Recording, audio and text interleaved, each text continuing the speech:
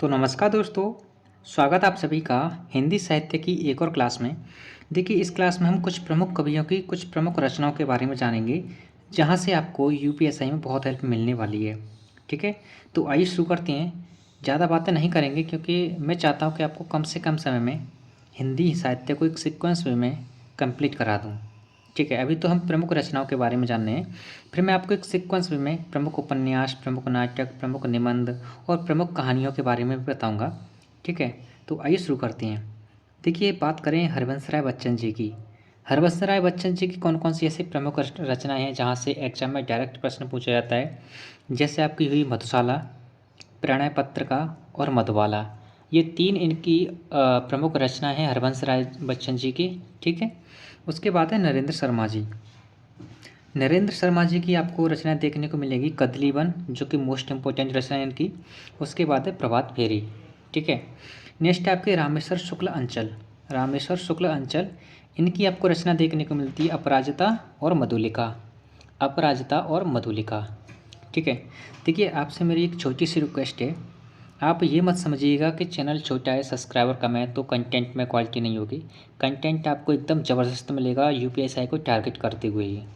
ठीक है, ऐसा नहीं है कि मैं आपको ऐसे ही रैंडमली कुछ भी पढ़ा के चला जाऊंगा। भरोसा रखिए, और अगर आप हमारे साथ जुड़ना चाहते हैं तो जुड़ जाइए। ठीक है, और इधर उधर मत सोचना अब कि बस आप भरोसा करना, देखना क्लासेज को। हिंदी की इतनी शानदार क्लास कराऊंगा मैं आपको, आपको दोबारा पढ़ने की ज़रूरत नहीं पड़ेगी कहीं से भी। उसके बाद है आपके नागार्जुन। नागार्जुन की प्रमुख रचना है जैसे युगधारा, प्यासी पथराई आँखें। ये नागार्जुन जी की कुछ प्रमुख रचनाएं हैं। ठीक है, युगधारा और प्यासी पथराई आँखें। ठीक है, नेक्स्ट आपके शिवमंगल सिंह सुमन। शिवमंगल सिंह सुमन, इनकी रचना देखने को मिलती है आपको मिट्टी की बारात और जीवन के गान। मिट्टी की बारात और जीवन के गान। ठीक है, उसके बाद है रांगे राघव। रांगे राघव जो कि मोस्ट इम्पोर्टेंट है, और इनकी रचना एक तो पांचाली आपको देखने को मिलती है। उसके बाद देवदासी। उसके बाद है अधूरी मूरत। ठीक है, देखो अभी तो मैं आपको प्रमुख रचना ही करा रहा हूँ, ताकि मैं आपको एक थोड़ा थोड़े एक कहते हैं ना कि एक सीक्वेंस में मैं आपको बताता जाऊं, ताकि आपको चीज़ों को कनेक्ट करने में थोड़ी आसानी होगी जब मैं आपको एक सीक्वेंस में पढ़ाऊंगा ना कि प्रमुख कवियों के कौन कौन से उपन्यास हैं, है ना। उपन्यासों को और नाटकों को, निबंधों को, कहानियों को जब मैं आपको इस तरह से पढ़ाऊंगा तो आप यहाँ से कनेक्ट करने लग जाओगे, तो आपको चीज़ें याद करने में आसानी हो जाएगी। ठीक है, उसके बाद है आपके अगले कवि हैं केदारनाथ सिंह। केदारनाथ अग्रवाल हैं। केदारनाथ अग्रवाल की आपको देखने को मिलती है रचना अपूर्वा और युग की गंगा। अपूर्वा और युग की गंगा केदारनाथ अग्रवाल जी की हैं। नेक्स्ट आपके त्रिलोचन। त्रिलोचन की रचना है मैं उस जनपद का कवि हूँ।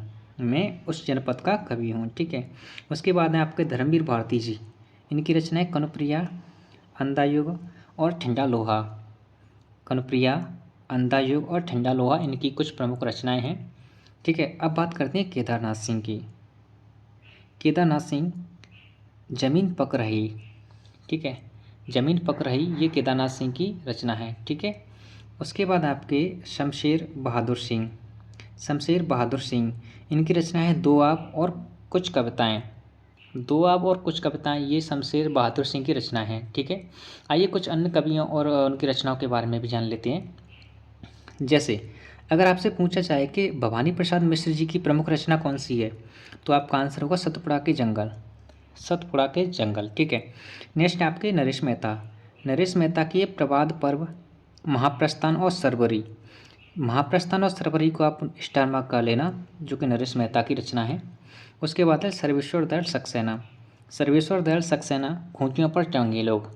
कौन सी इनकी प्रमुख रचना है? खूंटियों पर टंगे लोग। ठीक है, उसके बाद है प्रेमचंद जी। प्रेमचंद जी, प्रेमचंद से तो आप सभी परिचित होंगे, है ना।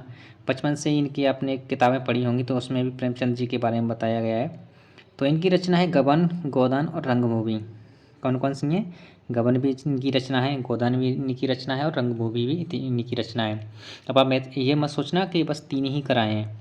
जब मैं आपको एक सीक्वेंस में और अच्छे से कराऊंगा ना, इनके निबंध हुए, इनकी नाटक उपन्यास हुए, कहानी हुई, तो आपको और क्लैरिफाई हो जाएगा, वहाँ पर और अच्छे से समझ आ जाएगा। ओके, अभी मैं आपको सिर्फ एक इनसे थोड़ा थोड़ा परिचित करा रहा हूँ। उसके बाद है कैलाश बाजपेयी जी। देखिए कैलाश वाजपेयी जी की रचना मिलती है आपको हवा में हस्ताक्षर, ठीक है। उसके बाद सुदामा पांडे धूमिल, सुदामा पांडे धूमिल की रचना है संसद से सड़क तक, संसद से सड़क तक। लाला श्रीनिवास परीक्षा गुरु इनका उपन्यास है। देवकीनंदन खत्री चंद्रकांता इनका उपन्यास है। श्रद्धाराम फिल्लौरी, श्रद्धाराम फिल्लौरी की रचना आपको भाग्यवती देखने को मिलती है, भाग्यवती, ठीक है। अन्य कुछ प्रमुख कवि हैं जैसे आपके जैनेन्द्र कुमार, जैनेन्द्र कुमार को मुक्तिबोध के लिए क्या मिला है, साहित्य अकेडमी, और त्यागपत्री भी इन्हीं की रचना है। ये अभी भी यूपी री एग्जाम में पूछी गई है, ठीक है। उसके बाद है फणीश्वर नाथ रेणु, इनकी रचना है मेला आंचल, कौन सी है, मेला आंचल, ठीक है। नेक्स्ट है आपके इलाज चंद्र जोशी, इलाज चंद्र जोशी की रचना है सन्यासी और जहाज का पंछी, सन्यासी और जहाज का पंछी, ये इलाज चंद्र जोशी जी की रचनाएं हैं। उसके बाद बात करते हैं यशपाल जी के बारे में। यशपाल जी की रचना आपको देखने को मिलती है, तो दादा कॉमरेड, दूसरा झूठा सच, दादा कॉमरेड और झूठा सच यशपाल जी की रचनाएं हैं, ठीक है। उसके बाद है अमृतलाल नागर, अमृतलाल नागर जी की रचना है नूपुर और अमृत और विष, एक तो इनकी रचना है नूपुर और दूसरी है अमृत और विष, ठीक है। उसके बाद है मोहन राकेश, मोहन राकेश जी की प्रमुख रचना है अंधेरे बंद कमरे, अंधेरे बंद कमरे अंतराल, ठीक है, अंधेरे बंद कमरे अंतराल, ओके। तो ये रही आज की हिंदी साहित्य के कुछ प्रमुख कवि और उनसे संबंधित 2-2, 3-3 मैंने आपको प्रमुख रचनाएं करा दी हैं, ठीक है। देखिए आप इन्हीं रचनाओं को अगर किसी और टीचर से करोगे ना तो लगभग आपका 30 से 35 मिनट या 40 मिनट रख लो, 30 से 40 मिनट आपके लग जाएंगी इन्हीं रचनाओं को करने में, और यहाँ आप लगभग 8 से 10 मिनट के बीच में ही इन रचनाओं को कर लेते हो, ठीक है। और मैं इतना दावा करता हूँ इन छोटी छोटी क्लासेस के माध्यम से आपको ये भी नहीं लगेगा कि आपका सिलेबस कब ख़त्म हो जाएगा, ठीक है, और आप अच्छे से रिवीजन भी कर पाओगे, है ना। तो चलिए मिलते हैं, वैसे तो आप समझदार हैं ही, मैं आपको क्या समझाऊंगा ज़्यादा। मिलते हैं नेक्स्ट क्लास में, जय हिंद।